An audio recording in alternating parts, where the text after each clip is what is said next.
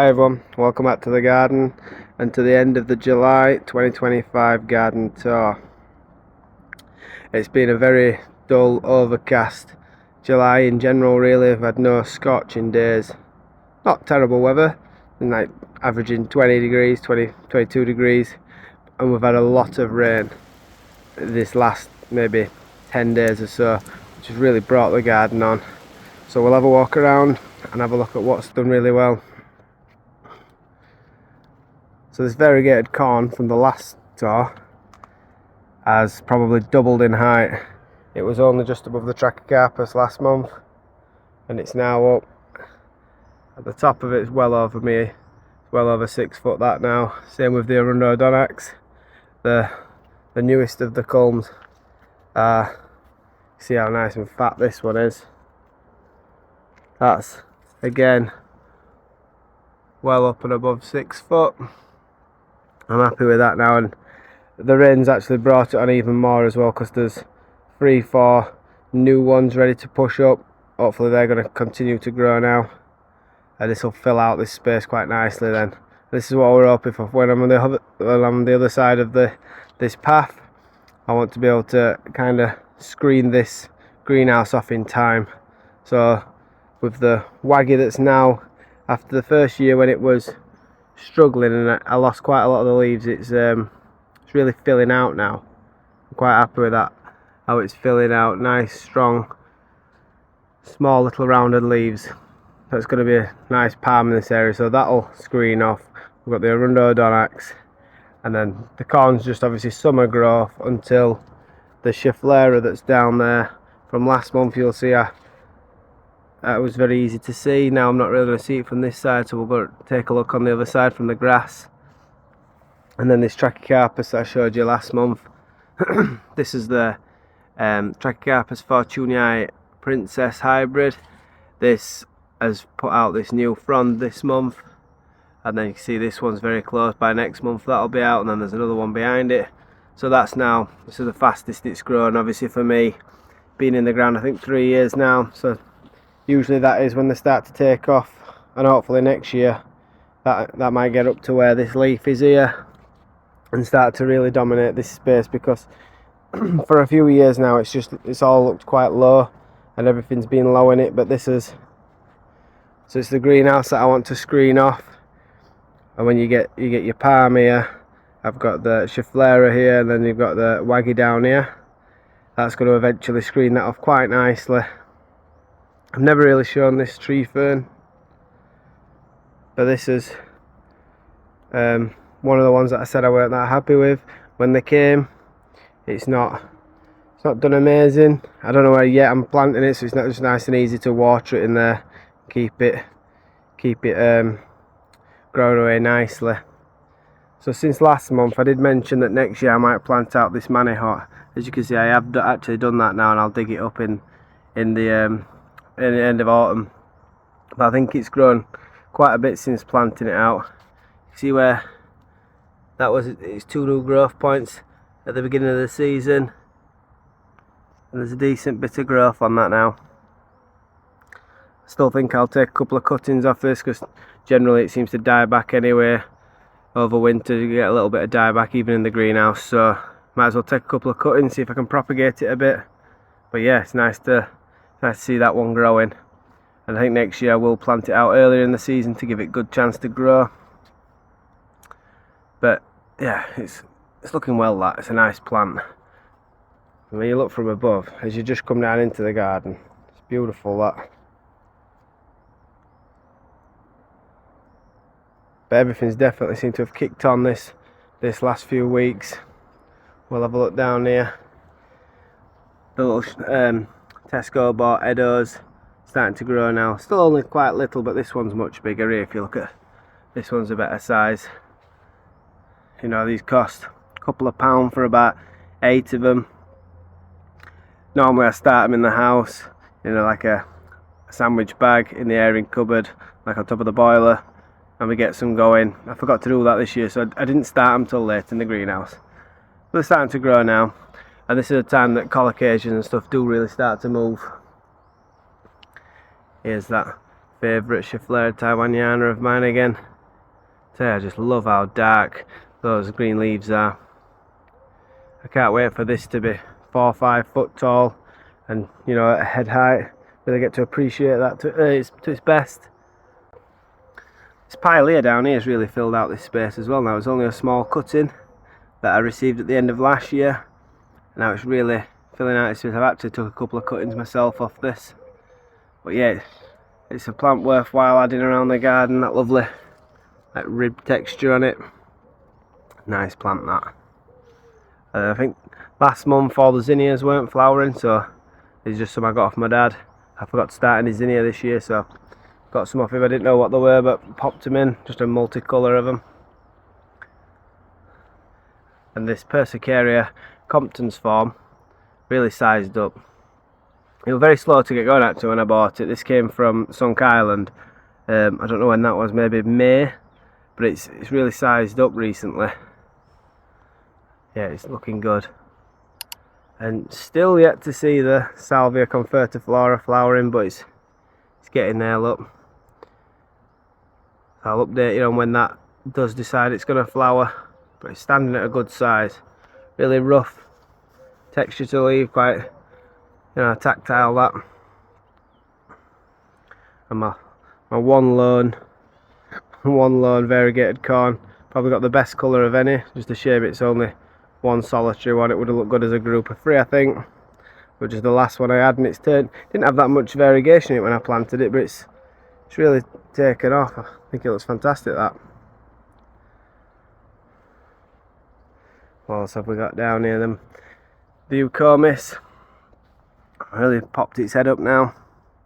That was flowering last month, but it was right down the bottom. So that's filled. To be honest, I forgot this one were here. I've got a group of, I think you'll see them just over there. There's a few in there that I've cut back some Tetrapanax leaves on, and that's exposed them now because they had no light whatsoever.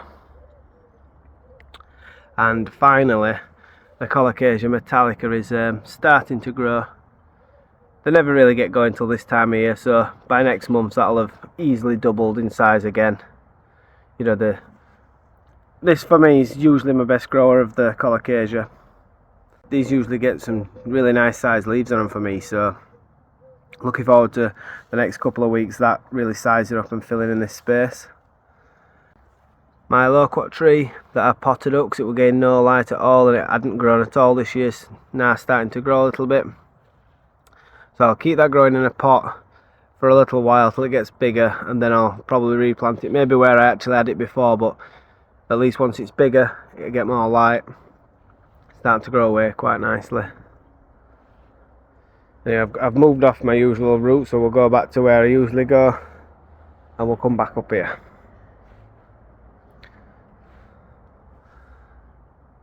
I think since last month I've repotted the Brassioopsis and the leaves already look a better, healthier size, and just, yeah, that's more like a proper dummy cola leaf now, and there's still more growth coming just in there if it wants to focus. It doesn't. But yeah, it was desperate for a pot on. I think it really appreciates that. I never really show this Princeps too much because it struggled after being planted. I think it's starting to settle in now, and hopefully that'll continue to grow over the next couple of years. They're quite slow growing them anyway, but the blue underside, I don't know if I'll get it from here. You can't really see on that. There's a lovely blue silvery underside to the leaves. Beautiful palms they are.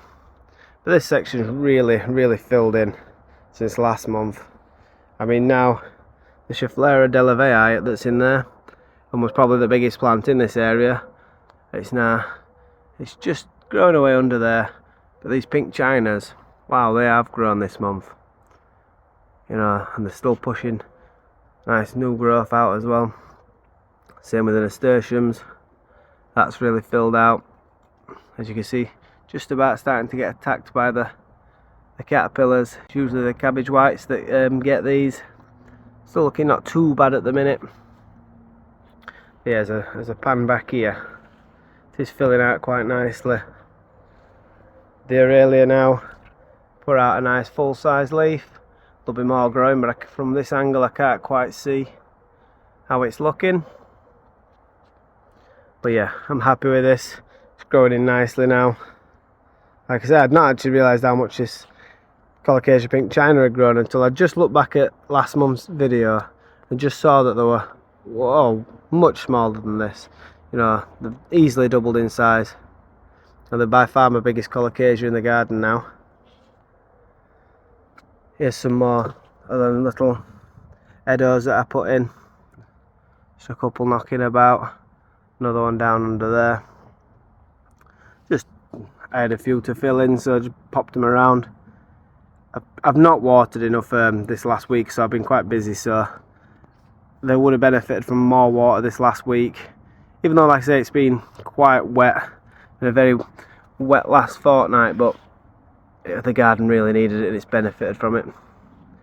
All these little black grasses, these were just gifted to me from my auntie. She was digging up part of a garden border, so I took all them because they'll fill in somewhere nice. I think around the new patio area, I think they'll look good. In front of the pond, low growing. Cordline's now getting some height. You know, that's, at least I'll get one canopy plant in this area pretty soon. Dahlia's flowering. I need to deadhead this though, but a decent size bloom on them. I've completely lost the name of all my dahlias, so don't ask me for names on them. This one's been in the ground here for about 4 years now, maybe even 5, and it just completely blocks out this Trachycarpus, so I might remove this next year and put something else in its place. And I've just noticed, I don't know what's happened here because it didn't look like this last month, but the Fatsia camouflage is just folded over. Looks like it's given up. I don't know what's happened there, but we'll give it a bit of time to see if it wants to recover. These gingers, see if these flower this year. Never seem to have much luck flowering gingers. They get up to about this size every year and then just, I don't really get many flowers.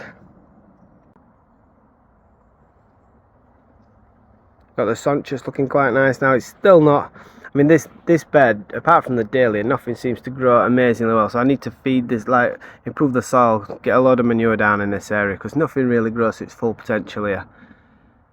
I think this would have been quite a bit taller had it been better soil, but it's a very nice plant. I've not grown this before.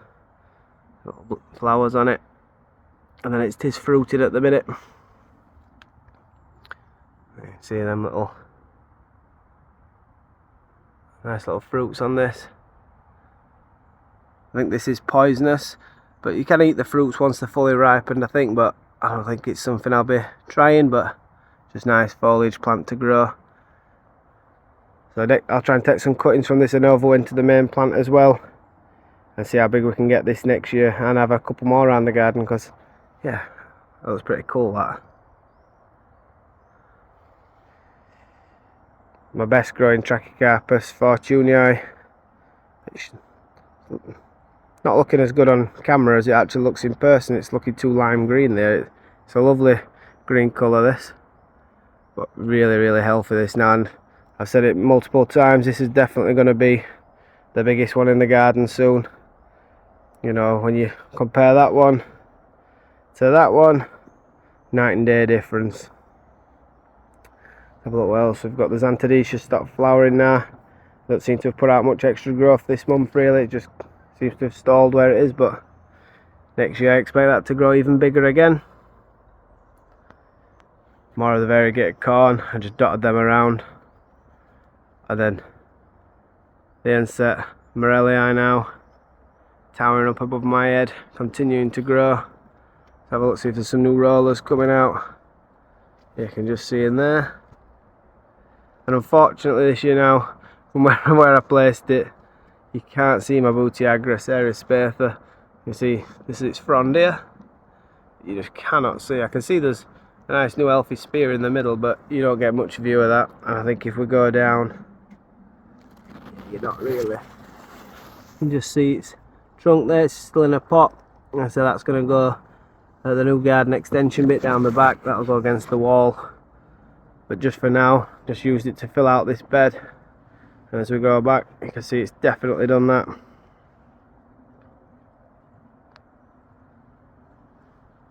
The Alstroemeria then, flowering its little socks off. Looks good all summer this. It looked this good last month and it'll continue to look this good for the next few tour videos. Sunflowers are looking good as well at this time of year, but some of them, this one over here that was the biggest, that's gone over now and must have some core strength this, because it's hanging on for dear life to try and stay up. I'll save the seed head on that.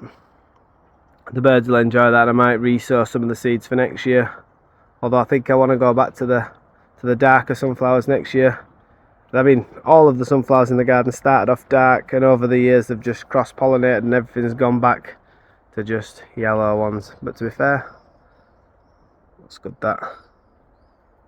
But yeah, I think I want to go back to the darker sunflowers. So down here then, what we got, the lily's well over now, but just still looking nice and green. Oh my, I don't know what happened here, but my canna bird of paradise, just, I think it blew over in the wind, but its latest leaf just did that and flopped over, so I tried to prop it up.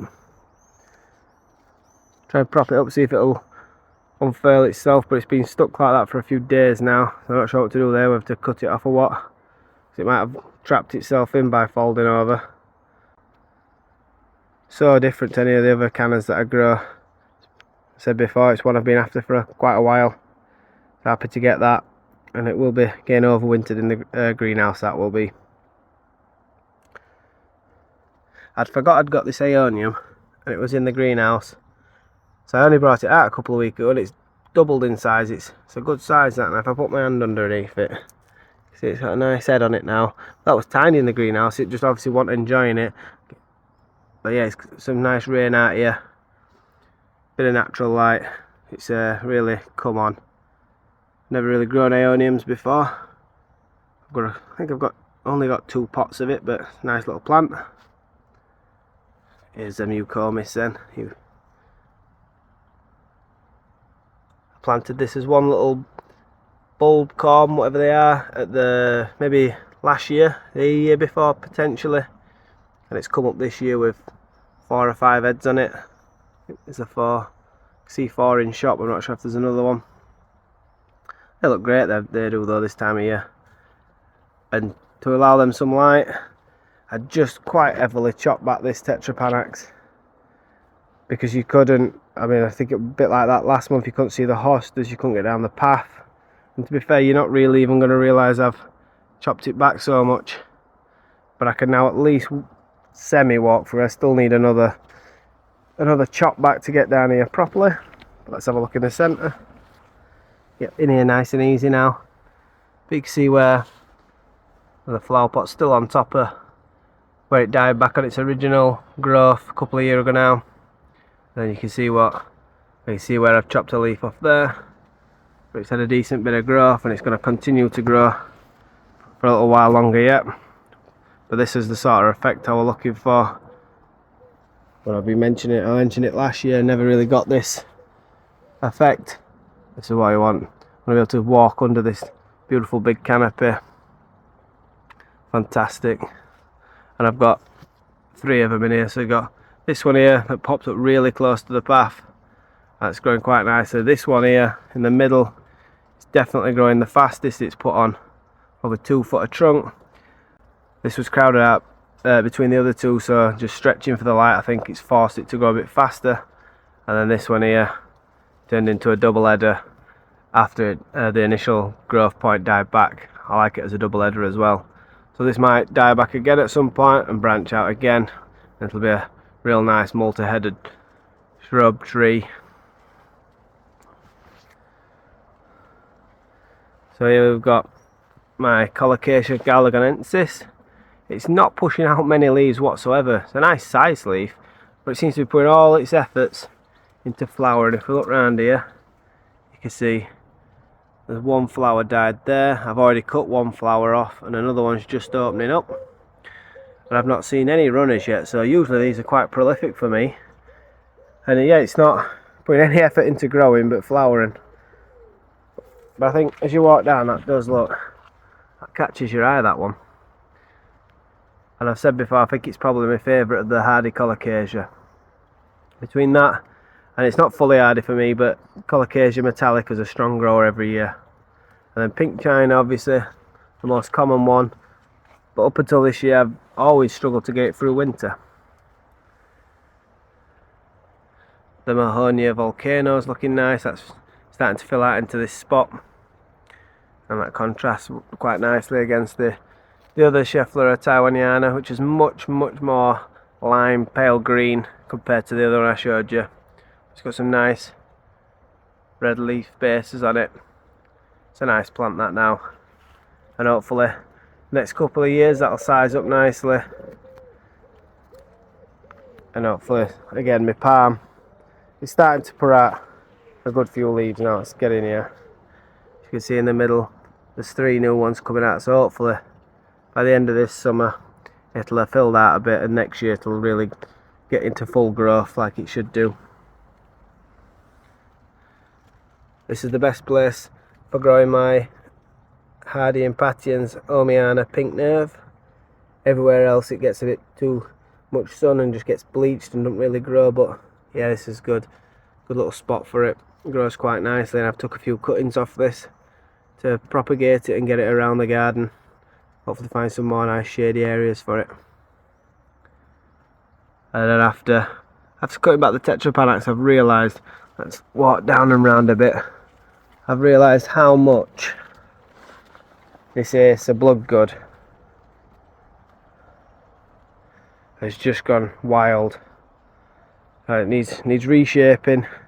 You see so much growth into it, but I want to reshape it and keep it a nice compact little small tree. I will eventually let this get taller, but I'm going to wait for the Tetrapanax to tower up and above it, and then this will be that, you know, they'll give it a nice bit of shade, because anyone that's grown acers know that strong sun and a bit of wind can really scorch the leaves and they can look a bit tatty, and then that's it for that growing season. So if I can give this some shade with these Tetrapanax, it'll be brilliant. So I will show you just now. I'm almost done with my patio. I'm really pleased with it. I only finished last night, 'cause not had a chance this week, but I got the cobbled edges in. So you stand back here now. Yeah, I really think that looks good. Anyone that's followed along knows that I'd been putting this off for a while, and then I decided I was going to dig it out because I needed the soil for over the back. And yeah, after I started, I'll just take a walk and have a look. After I started it, I thought, oh, I might as well actually get it finished now. So all I've got left to do is grout it all up. That's it, nice usable space. You can see over here where I'd been mixing, that's why my board for mixing killed off the grass, but again, all that's going soon. But yeah, I'll just quickly show you that. Yeah, happy with that. So since last month's video, you wouldn't know this because this rheum looked like this last month, but I cut every single leaf off this rheum because it had taken over this space. I mean, look at the size of this one. When you put your hand in shot, they are absolutely massive. It's a great alternative if you can't grow or don't want to grow Gunnera. It's a brilliant plant, but I cut it all back to no leaves just to give everything else a bit of room, and it's done the exact same, just grown back just as big. I was hoping it wouldn't be so quick to grow. It really looks brilliant, but yeah, it don't give anything else a chance. But while it did size up, the Colocasias managed to find their way around. So these are my pink chinas. These ones are popping a lot, these, so I may even propagate a little bit of that just to take some extra ones into the greenhouse and leave these out. See how these do for me this winter. Like I say, I normally struggle with pink china. And I showed you last month, there was also small Galagonensis that made it through winter, but it's not really growing at all in there. But you see the difference between the pink chinas and the Galagonensis. That's got that little bit of almost like black mass to it. I do like them. One thing that's done absolutely pathetic for me this year, I mean, usually in previous years these canna musifolia have been right up the top of the summer house, and look at these, they're less than 2 foot tall. I fed them as well. Don't know, maybe take them out, divide them. The other problem is they're just in with all the hostas, and I didn't really split them this year at all. The only place I did divide them was when I took out this to put the border in. Obviously I cut a bit of the comb off here. See where they're just, cause I've still got to backfill all this and sort this out. Same with the irrigation line. I didn't really have room to leave that. The only way I could have left it is to run it through the channel of the eco drain. I didn't really want to do that, so I'll just remove that and reroute it over here some other way, just because it's a bit of a trip hazard there at the minute. So yeah, the cannas have not done great. I think the overall effect, when you still look here, still looks nice. We'll have a look at how my new tree ferns got on.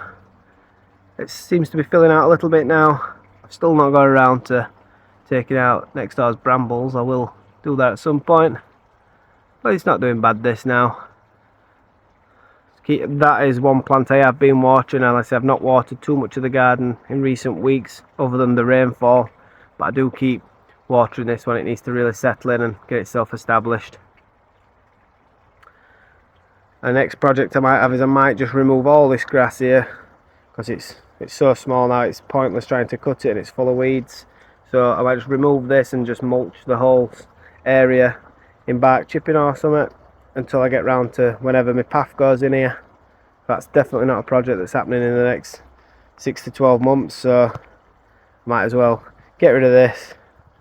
You know, see where it's been killed off. That would grow back no problem, but I might just remove all that soon and mulch it all. The Colocasia lucifer flowering quite well. These always look great when they're flowering. Often though they'll do what these ones are doing and just fall over. So I think sometimes, yeah, I've got one in here. Sometimes I put these little rings around them just to hold them up. Just stop them flopping about too much. Yeah, they do look good when they're flowering. They're really, really vivid red. Sure, a lot of you grow those. Let's have a look, see if I can see how the alpina is doing. I've not checked on this really. There's some nice new growth in there. There's 2 new leaves coming through. Very slow to get going, that has been this year. I only bought it late last year, and I bought that when they seemed to be a bit harder to get, and now I've seen obviously there's the propagated, micro propagated ones. I've not come across any myself, but I will definitely pick up a couple of the micro propagated ones. They're very good value for money, and everyone that I've seen growing them seem to be saying they're better than the Schefflera taiwaniana micro propagated plants. So yeah, I'll pick a couple of those up if I do see them. Again, we'll take a look at this is my Trachycarpus Kinley Hill. Really struggling. I do keep watering and giving this a bit of a feed as well. Need to get rid of some of the weeds that are coming through, stealing nutrients, but yeah, it's not looking very good. I'm confident it will recover, but yeah, it's when you take a look at that compared to one in the pot next to it, just look at the difference. Beautiful, healthy green leaves, and then just really sickly. But it has a beautiful form to this, so I need to make sure I give it plenty of attention and get it to regrow. I do have 2 more in here, which again probably going to get removed now because well, look at it. I don't even know where they are. There's that Fatsia spider's web's really grown this year, and there's one, oh yeah, I think you can just see it. Let me have a look. You can just see a palm frond down there. Yeah, they're not going to do anything in there, so I may remove them and plant them somewhere else. I know it's going to set them back a bit more, but it'll be definitely worth being able to see them somewhere. Oh, let's get attacked by the tree fern. The Fatsia finished pretty much growing this year now. Again, looks great. I always chop off any growth at the bottom just to keep so I can underplant it. I've said this before, I'll definitely put more around the garden because they look brilliant. Nice, easy, cheap filler plant. Always look good. So we've got, this is begonia sterling moon. This is planted in the garden now, planted out in the ground. It's not grown amazing, but it looks great. You know, again, I've not done probably enough watering for this, and it does with the, even when it was raining, with the hosta, with the big hosta leaves and the tree fern above it, this area didn't get completely soaked. And again, you can see more of the cannas that have not really grown to the full potential. And oh, something is eating all of my Carex everlimes. They're just getting completely munched. I don't know what eats them. So, but there's 2 or 3 that's almost been completely eaten to nothing, which is a real shame. You know, they're nice. When they're filled out, they are a great evergreen grass. But yeah, something's decided it's going to eat them all this year. This is one of my begonia tossers. I think this will be flowering shortly.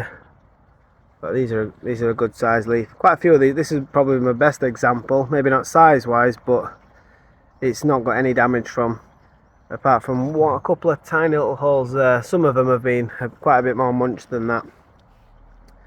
Before we go up this path, I forgot we'll go and show you down where the Gunnera is. See how that's getting on. Again, look how much the corn's grown. But it needed this for this year, needed a bit of height. Because obviously everything's freshly planted this year. So you've got one there. I'm not sure if you're going to be able to tell over there. This is where all my building materials are from doing my patio. But yeah, I needed a bit of height in here. So the Gunnera's filled out quite nicely. You know, nowhere near as big as other people's, but again, this is its first year in the ground, so you can't expect too much. It's definitely bigger than I was expecting for a first year plant. For a plant that has definitely done very well since planting is this Tetrapanax nova. Now, this was struggling in a pot, and since it's been planted out, it's putting fronds out at a really good rate of knots, so I think that's going to really live up to its name and start to fill out this space and shoot up. And it needs to as well, because obviously as the Gunnera sizes up, that next year may even, you know, swamp it out a little bit, so the quicker it gets going the better. Can't really see, but there's a Tetrapanax just plunge planted down there. That's the one from Sunk Island. That's Sean's giant. So not a steroidal giant, or not a true steroidal giant, but this is one that he's propagated from his own garden that gets very big. This Sunset has grown quite well. This went in really small, and I've not done anything particularly to get this to grow well. It just has grown quite well for me. I've not particularly fed this one or anything, but this is where my manure pile was down here, and my compost heap was where the Gunnera is. So it has got quite a good rich soil. I think it's still got a good bit of growing to do this season. And then here we've got my Berinda KR 5600, but you can see these vines that are growing from round the back, which has gone completely wild since I've stopped working on it. They've been growing up and just, you know, really taking over. So I've got to get in here this weekend and cut all this back.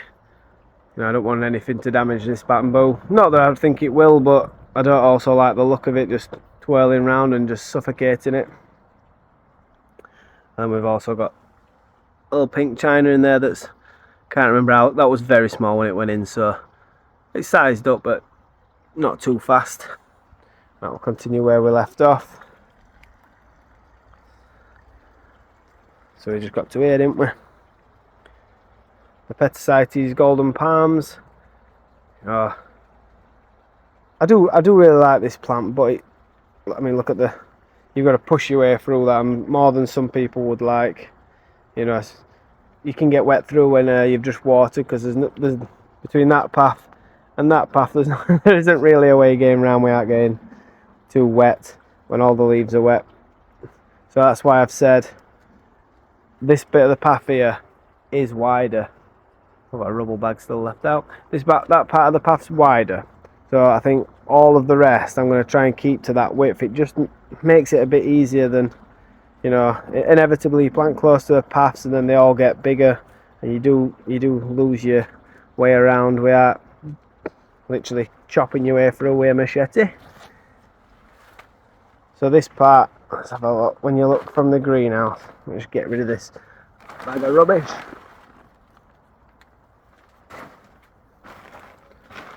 I think I've said before, or last year, this time of year, this is by far my favourite view of the garden. When I'm stood in the greenhouse looking down and you can't see anything other than jungle foliage. Absolutely beautiful. So I've look at a couple of individual plants. I've still not managed to plant this, but this is the Impatiens Omiana Ice Storm. I moved this into this area because wherever I put it, it just seemed to, I don't know if it's because it's got quite a lot of white on it, but it just seemed to fry everywhere I put it. But since I've moved it under this bamboo, it's really filled out its pot and it looks quite nice.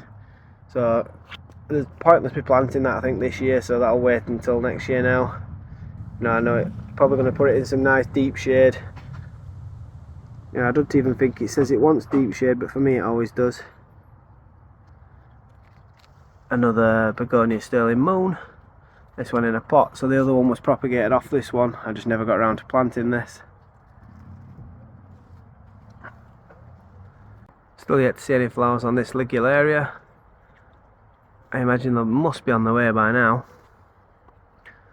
This one's gone over and I'll add some footage if I've got some of when it were in full flower. The bees and stuff absolutely love that. Look at that foliage. Fantastic. So that was down in there. That's where my loquat was dug out from. Which, as you can see, you can't see any ground there, so that's why it was struggling, because it were only small. And I said last month that this was not looking too good, but it's definitely filled out now. And there's a lot of stuff in pots. A little fig tree, which was absolutely tiny when I got it. You can see it was right down the bottom. I think it was grown. It was about there when I got it, and it's grown all this growth this year. That'll harden off, and then next year I think it'll probably plant it out next year and it'll really take off. I'm impressed with that. Didn't know how much it'd grow this year, keeping it in a pot and it being as small as it was. But look at its new growth on that. Looks fantastic. The begonia benetichiba, that is planted in the ground.